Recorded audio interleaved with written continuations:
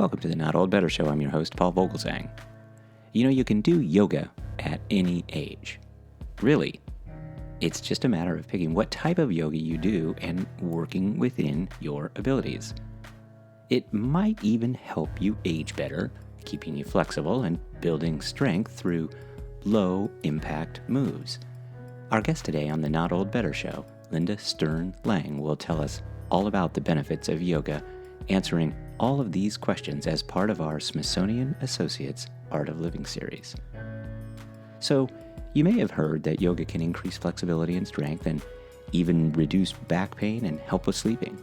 And if you think yoga too much and you're too late to the practice, Linda Stern-Lang discusses the many modifications for every level and gives us answers to these and other questions, as will the upcoming day-long Smithsonian Associates Yoga seminar titled Yoga and Lifestyle Medicine, which she and many others are part of on March 25th, 2017. Keep in mind that this event is sold out, but check out our website for the phone number to contact Smithsonian Associates about getting onto the waiting list. But today, please join me in welcoming to the Not Old Better Show, Linda Stern-Lang.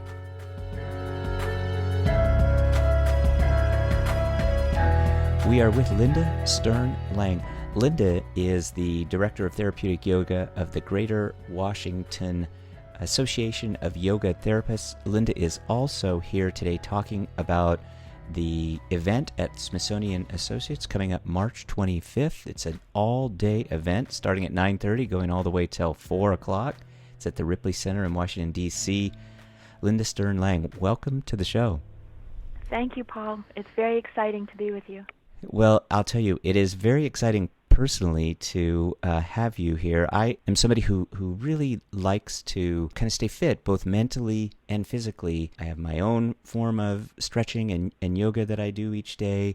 But I think for those in my audience who might not know enough about yoga to kind of make a decision on whether to attend or not, or maybe there are those who might be even skeptical about the benefits of yoga, what do you say to them, and give us a sense as to this wonderful, thorough, and helpful process known as yoga? Thank you. The title of this program is Yoga as Lifestyle Medicine, which in and of itself is a bit of a stretch. Yeah, so what does that mean? That's a good place to start maybe. So tell us what lifestyle medicine means in reference to yoga. When I think of lifestyle medicine, it begs the question, am I living my life in such a way that I'm taking good care of my body, that I'm living in such a way that my mental health is balanced, I'm comfortable in my own skin? Am I aware of my emotions and my psychological well-being? Intellectually, am I pursuing the things that interest me? And do I have a sense of spirituality about my life? So all of these things, through a yogic lens, help people envision their own lives and start taking responsibility for their own physical and mental health. Okay, well that is an excellent place to start, and you said a lot there, and I think there is this wonderful combination that exists with yoga, both a physical manifestation, certainly, but also a spiritual sense and sensibility and calmness. So how is it that we accomplish both of those through yoga? With keen awareness is the best way for me to answer that. And I want to approach this through part of the last question, which is, what about people who feel skeptical about a mind-body approach to well-being? Because I think a lot of people have some preconceived notions. And to tell you the truth, Paul, I find that a great many people meet me in their own living rooms very frequently when they have no place else to turn, where modern medicine is either giving them devastating diagnoses or they're experiencing a chronic condition that's not getting better. And they look at me and they say, I've heard about yoga all my life. Now I'm ready because I don't know where else to turn. So the skepticism that arises in people's awareness is really a very fascinating thing. It yields to fear. And when people are fearful that modern medicine cannot help them, or that they're facing a very difficult road ahead, they start looking for companionship on the path and other alternatives. And yoga is that. And the day-long event at Smithsonian Associates is gonna focus on some of these topics.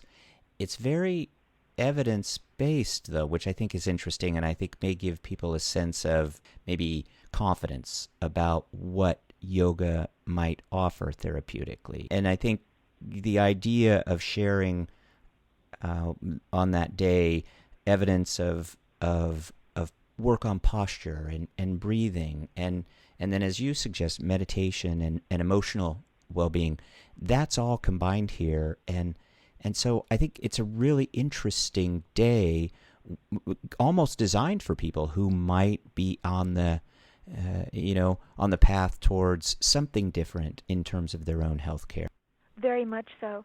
I think people are always surprised when they realize that so much of yoga is based on breath for a variety of reasons. But if you're just mindful of your breathing patterns, you can reduce stress. You can affect in a positive way your heart rate, your neurological functioning, in many ways, your physical aspects. So the way this program is put together for Saturday, I've invited some of the best and brightest minds in this country. Good. Let's talk about some of those people too. Yeah, that's great. I will. Mm-hmm. I will. For instance, Lauren Fishman is a physician from Manhattan, and he has done an extraordinary amount of research, particularly having to do with the back. So anyone who has back pain, shoulder pain, hip issues, arthritis, osteoporosis, just for the tip of that iceberg, would come and listen to Lauren, and while he's talking about his research on everything from sciatica to scoliosis and building healthy bone, there are going to be people on stage demonstrating. And the person demonstrating is Mary Papas Sandonas, who is a therapeutic yoga instructor from the Casey Health Institute. And that's an integrative setting right here in Gaithersburg, where you can go to see a physician and then work with a therapeutic yoga educator.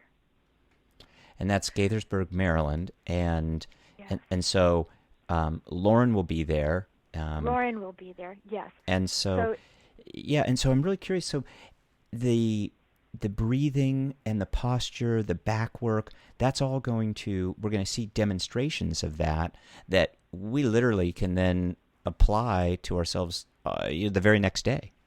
Yes, and that's why the program has been put together as it is, so that in each segment you will learn from not just an expert in the field, but someone who literally grew up with yoga as part of their young lives. And this is true of Judith Hansen-Lassiter, who talks about living your yoga and stresses the importance of relaxation in people's lives, and Satbir Khalsa, who is from Harvard and does sleep studies and work with children and yoga for stress and anxiety. You're going to, in the morning session,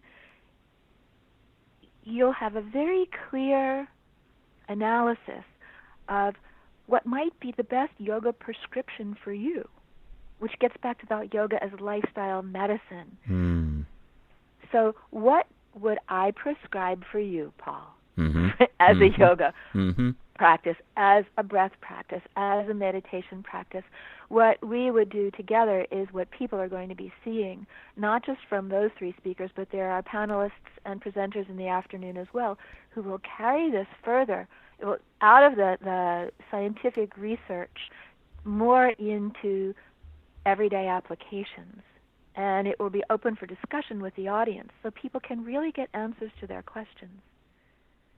I think one of the natural questions is, we certainly know through all of the evidence-based work that we see around us that yoga will help with some stability. Certainly it will increase some flexibility, probably reduce stiffness.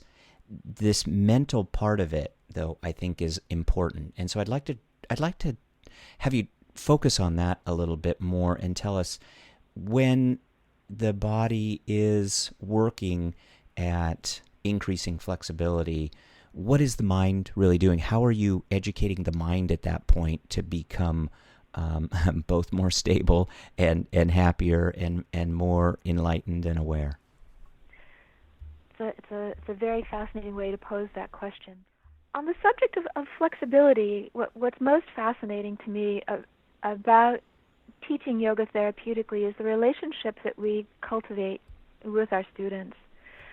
So your focus on flexibility might have to do with range of motion. Most people will think, how flexible am I? I'm not going to take yoga. I'm not a pretzel. And so people are always telling me the things that they can't do. And I have to believe the stories that they tell me.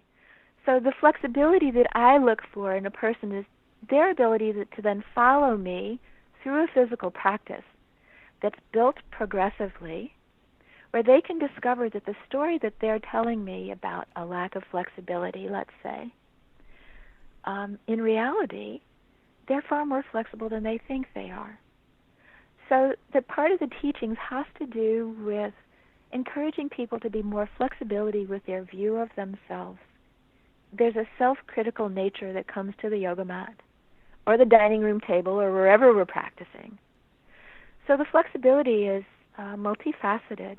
So the emotional component of that is that people start to let go of preconceived notions of their own limitations and weaknesses and start to see themselves through the eyes of the practitioner who's working with them, who will tend to focus on their strengths.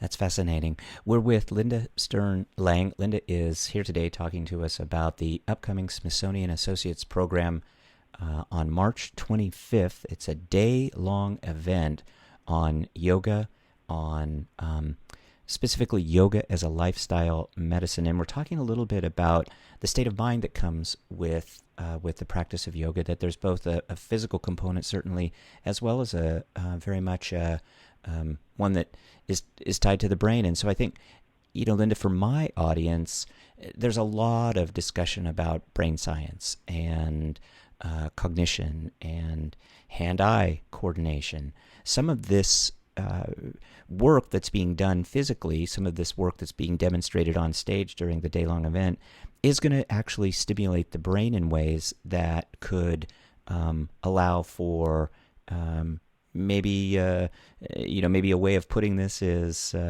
you certainly through yoga can feel more stable physically, but you might feel a bit more grounded mentally too. What do you think about that statement? I think that's a wonderful point of view. This groundedness that you're referring to has to do with what happens when an individual opens to possibilities. That someone might come into this particular seminar really worried about their physical or emotional well-being, or someone else's. And by listening to, let's say, scientific evidence, by observing what's happening on the stage in front of them and listening to the content, they become open to the possibility that maybe the physical practices, the breath practices, meditation practices, maybe they will make a difference in their own lives. And so it's opening to possibilities. It's a huge part of yoga practice. It's acknowledging our finite nature, at the same time opening to that which is infinite. And when people get to that place, all I can tell you, Paul, is that what comes into play is our imagination. And instead of wondering if or how or why or when, we step into wonderment. So it's not just watching the movement or actually practicing the breaths. I know that Judith Hansen-Lassiter is going to be doing relaxation exercises with people. Everyone might. I know she will be. But just being able to taste the rasa in Sanskrit, the flavor, the taste of the practice, to begin to embody the benefits. That's what you're talking about, is a quality of equanimity, of peace of mind, that instead of saying, no, not me, not now, start saying, well, I'd like to try that.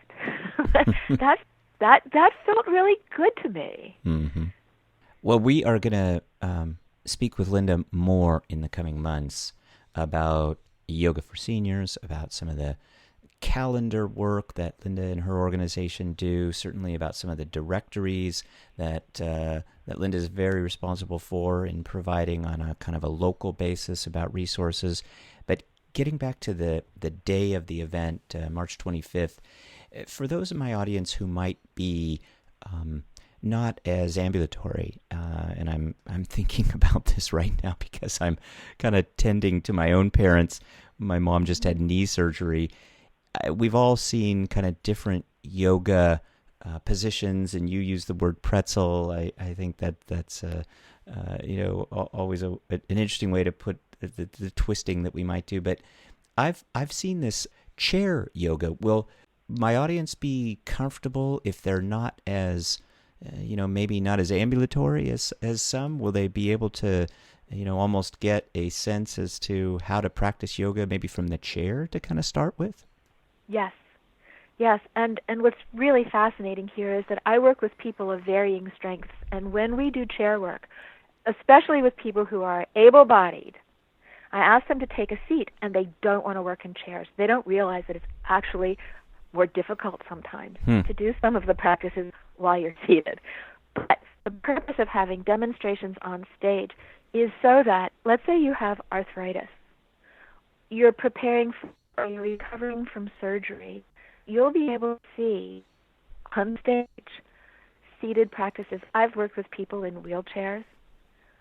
I've worked with people who are in bed most of their days. We do practices in bed to build strength in people's bodies, and then we work beside the bed to help them stand up to improve their balance. So working with a chair, yes, is the answer to your question. People will definitely be able to see that yoga can be modified and is accessible for everybody. So if somebody walks in and they're maybe a bit hobbled, what do you do in terms of assessment, and how do you overcome things like arthritis? Is there a specific type of yoga for those who are arthritic? Yes and no.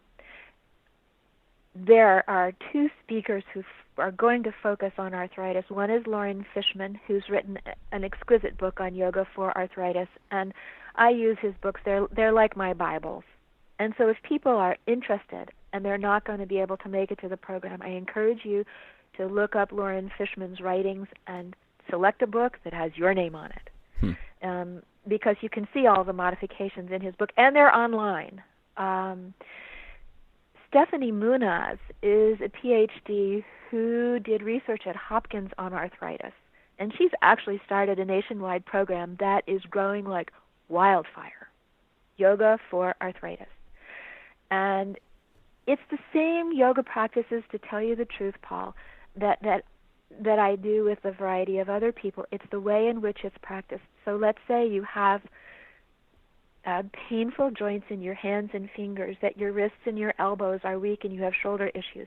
Then you're not going to be doing weight-bearing yoga practices on the floor, but you might be doing them against the wall. You'll certainly be doing modifications to build strength and maintain muscle tone and to articulate your joints to increase circulation and maintain range of motion. But honestly, most of the asana, most of the physical practices are the same. It's just the way in which they're modified. And the assessment that we do is really threefold. One is simple observation and body reading. Another one is talking to people about their diagnoses and frequently getting permission from their doctors before we start practicing with them. Mm-hmm. Very important. And then the third aspect, some yoga therapists are also physical therapists.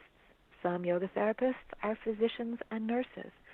Some of them are others licensed healthcare professionals who can look at diagnostic materials, x-rays, MRI evaluations, and really sit down with an individual and work with them comprehensively through their licensure. A yoga therapist is highly educated, but we are not licensed. We are not medical professionals.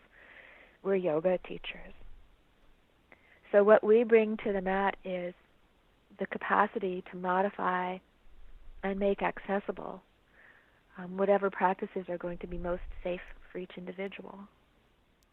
I think this is just a wonderful day-long event. Some of these topics are just going to be absolutely essential to understanding the application of yoga to medical and mental health and stress reduction and all kinds of really things that my audience is going to be really interested in. I just encourage them to check this out. We'll put links up on the website to, of course, the Smithsonian Associates pages, as well as to the various instructors that Linda Stern-Lang has identified, including the Yoga for Arthritis information that you've shared, Linda.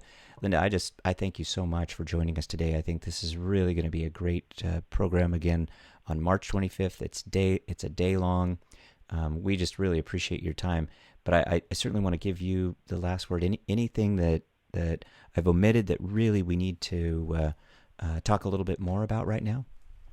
Well, the only thing that I wish to add is at the same time we have focused on the physical, you and I, in the last few moments.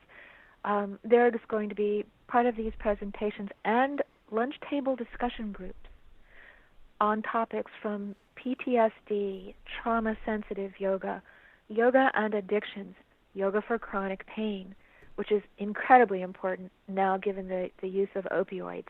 We're finding, especially in the military, through the Veterans Administration and using Yoga Nidra, which is a type of meditation, that many people who are dealing with chronic pain are overcoming their conditions through yogic practices. Yoga for cancer, yoga for people with Parkinson's, yoga for people with depression and anxiety. So all I want to say is that there's an application of yogic practices for every aspect of our humanity. And I truly appreciate this opportunity to shine a light on a yogic point of view. Thank you so much. Well, thank you, Linda Stern-Lang, and thanks so much for mentioning the lunch hour roundtables, because I think that's a great opportunity too for all of my audience to engage with those experts specifically, almost one-on-one, and get some information about the wide range of subjects that Linda's just mentioned. Linda Stern-Lang will be part of the program on March 25th. It's day-long, part of the Smithsonian Associates Art of Living program here at the Not Old Better Show. Linda, thanks so much for joining us. And Linda, we're going to have you back. There's just so many great things to talk about. Good. Thank you. Thank you, Paul. Thank you so much. Thank you, Linda. Good to talk to you. Bye. Bye. Thanks to all my guests today, all the help on the podcast and to making me sound so much better. That is to say, not old, but better. Thanks to all.